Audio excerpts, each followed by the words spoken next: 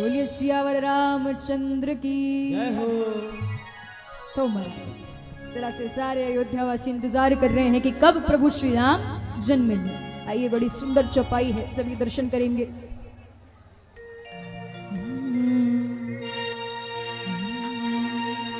नौमी तिथि मधुमास पुनीता, शुक्ल पक्ष अभिजीत हरिता।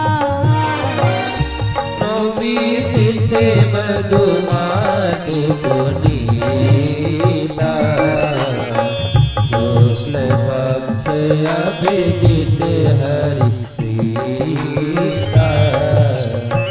नौमी तिथि मधुमास पुनीता, शुक्ल पक्ष अभिजीत हरिप्रीता। नौमी तिथि मधुमास पुनीता, शुक्ल पक्ष अभिजीत हरिप्रीता। तो महाराज, अब प्रभु श्री राम के जन्म लेने का समय निकट आ चुका है कि देखिए, भगवान कभी भी पूरे 9 महीने में जन्म नहीं लेते। 9 महीने पूरे होने से कुछ समय पहले चैत मास की शुक्ल पक्ष की नौमी को अभिजीत नक्षत्र में अयोध्या में राजा दशरथ के घर प्रभु श्री राम जन्म लेते हैं।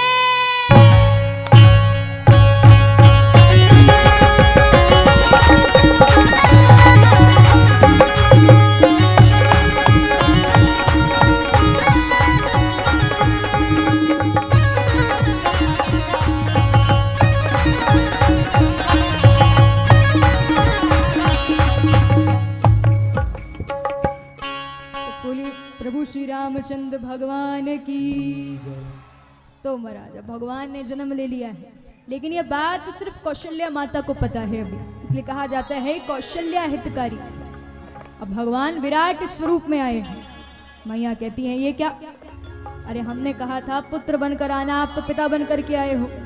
भगवान कहते हैं कि आपने तपस्या करी थी, तो मैंने आपसे कहा था कि आप सरिस हो जाऊं कहाँ जाए, नृप तप तने हो में आई, मैं चला आया।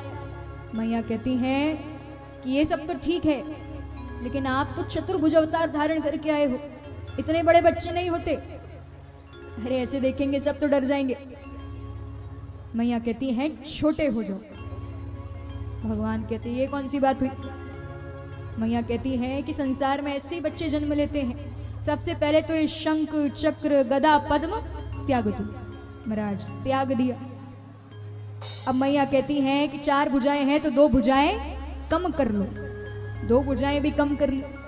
मैया कहती है छोटे हो जाओ। अब भगवान छोटे भी हो गए। भगवान कहते कितना परेशान कर रही हो, कभी कहती हो ये करो, कभी कहती हो वो करो।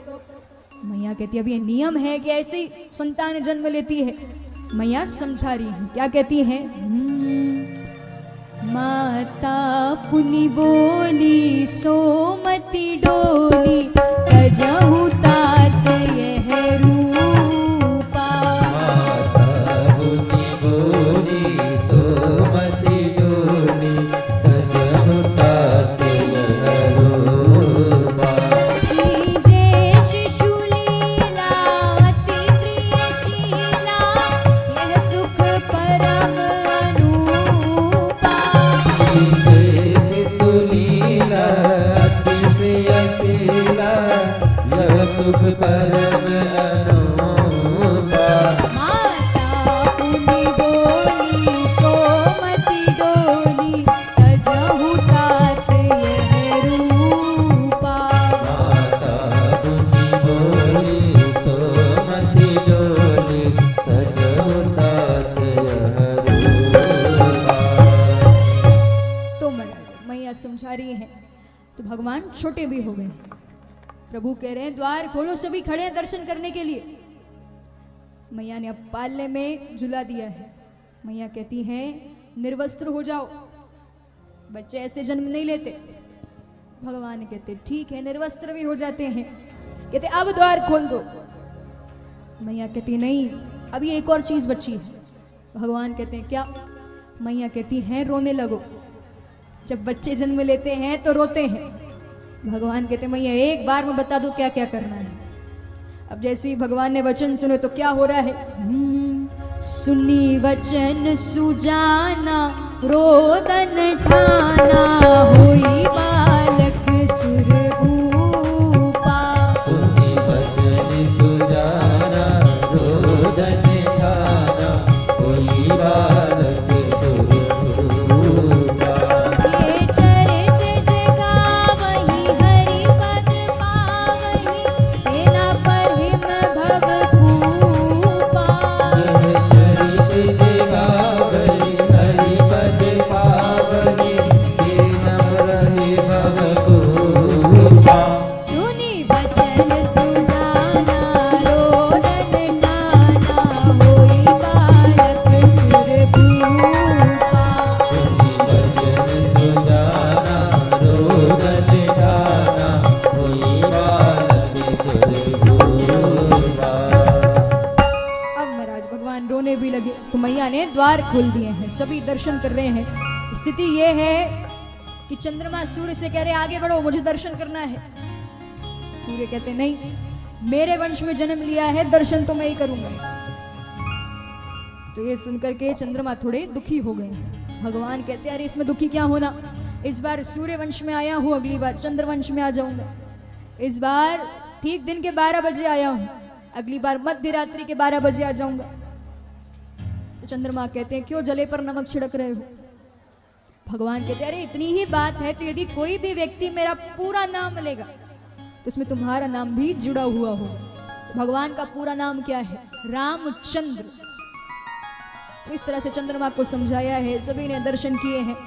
अब महाराज राजा दशरथ को पता चला है कि उनके यहाँ पर प्रभु श्री राम ने, लक्ष्मण जी ने, शत्रुघ्न ने, भरत जी ने जन्म लिया है।